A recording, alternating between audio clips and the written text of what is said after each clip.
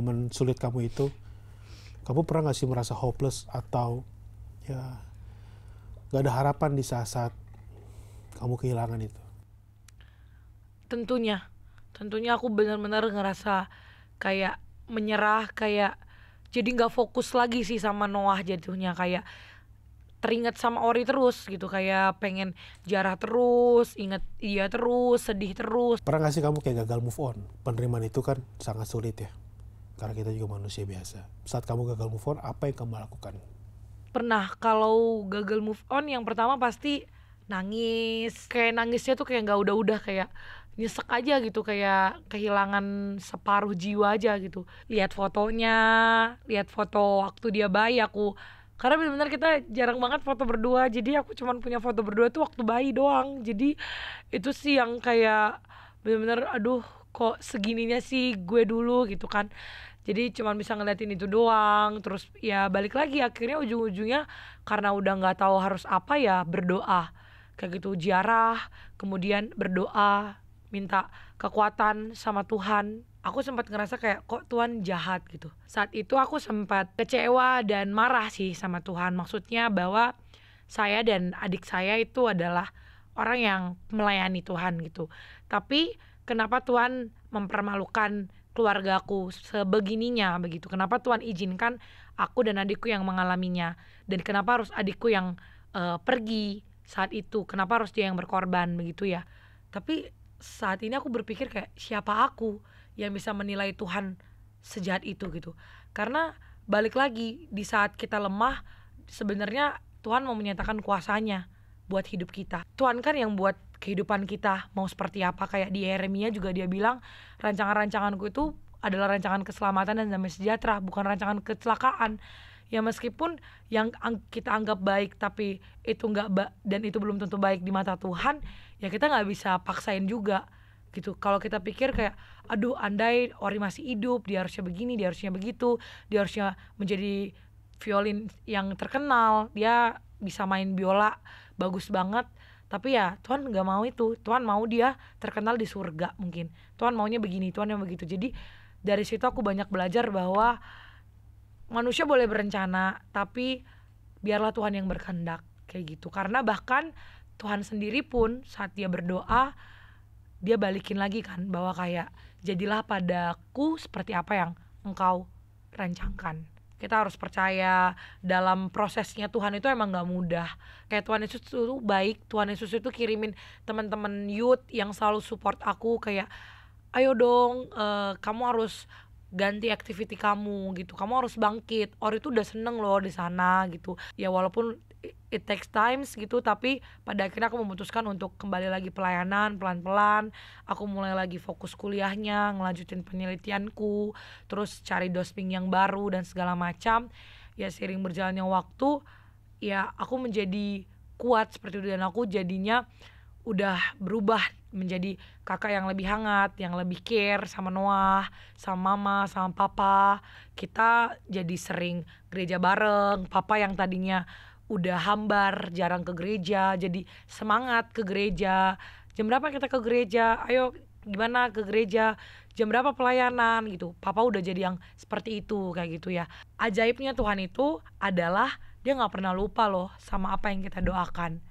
Dia masih ingat, walaupun kita udah gak doain itu lagi, walaupun kita udah gak berseru tentang itu lagi. Jadi artinya tentang mama papaku. Dulu bayangin anak SMP sampai SMA tuh berat banget doanya tuh, udah kayak Tuhan, aku gak mau ngeliat mama papa berantem. Aku mau mama papa tuh rukun-rukun aja. Aku mau papaku berubah.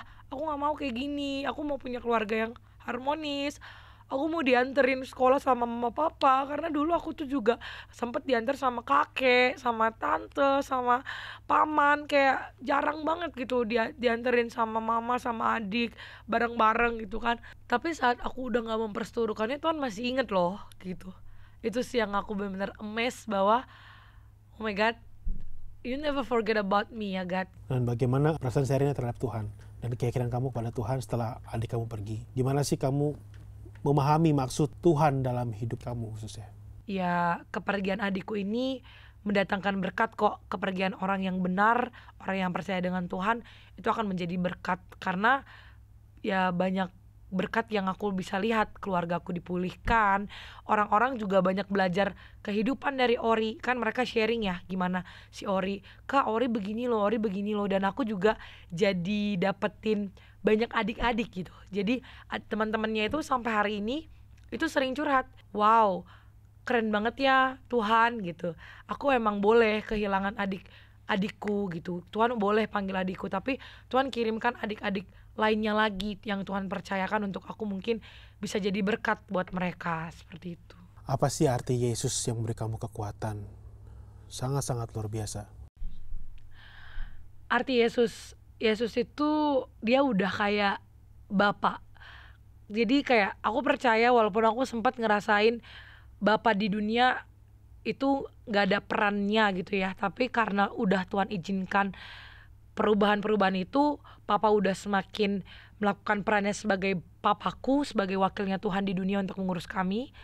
Ya aku yakin kayak Papa di dunia aja itu bisa mati-matian rela untuk ngelakuin apapun buat anaknya, apalagi Bapa di sorga. Jadi buat aku sekarang Yesus adalah Bapakku. Dia bukan cuma sekedar Tuhan, tapi dia adalah Bapakku. Dia akan menyediakan segala sesuatu dan dia akan ngedirect aku, nggak akan ngenuntunin aku kemana dia mau, kayak gitu. Boleh gak kamu kasih tips mungkin buat yang saat ini ya, sedang dalam masa duka, sedang masa kehilangan, yang mungkin berat banget untuk menghadapi itu mungkin. Aku di sini mungkin bisa sharing bahwa teman-teman siapapun yang mungkin kehilangan siblings kayak aku, terus juga bisa kehilangan orang tua mungkin ya. Ya aku turut berduka untuk itu, tapi satu hal yang teman-teman harus percaya, kepergian orang-orang yang tersayang kita itu adalah suatu berkat yang sebenarnya tidak perlu kita jadikan suatu penderitaan. Karena yakin dan percayalah bahwa mereka sudah menyelesaikan tugas mereka di dunia dan Tuhan udah bahagia bersama mereka di sana. Tinggal kita mengerjakan apa yang menjadi bagian dan tugas kita di dunia. Jangan lama-lama berlarut untuk sedih karena mereka udah bahagia. Filipi 2 ayat 12, kerjakanlah kekudusanmu dengan takut dan gentar. Jadi kita harus berpikir apa yang mau kita kerjakan untuk nanti di hidup kekekalan kita. Kira-kira nanti saat kita udah berselesai tugas kita bisa jadi berkat juga nggak saat kita nanti udah menerima rumah kekekalan kita. Kamu lagi merasa sedih dan hancur karena ditinggalkan orang terkasih, menghadapi semua masalah dalam meraih impianmu, atau kamu lagi hadapi kondisi di mana sepertinya semua sulit dan gak ada harapan, gak ada jalan keluar. Kamu gak sendirian sahabat Super Youth. Ini waktu yang tepat untuk kamu langsung kontak nomor di bawah ini karena layanan doa dan konseling CBN secara khusus mau berdoa buat kamu.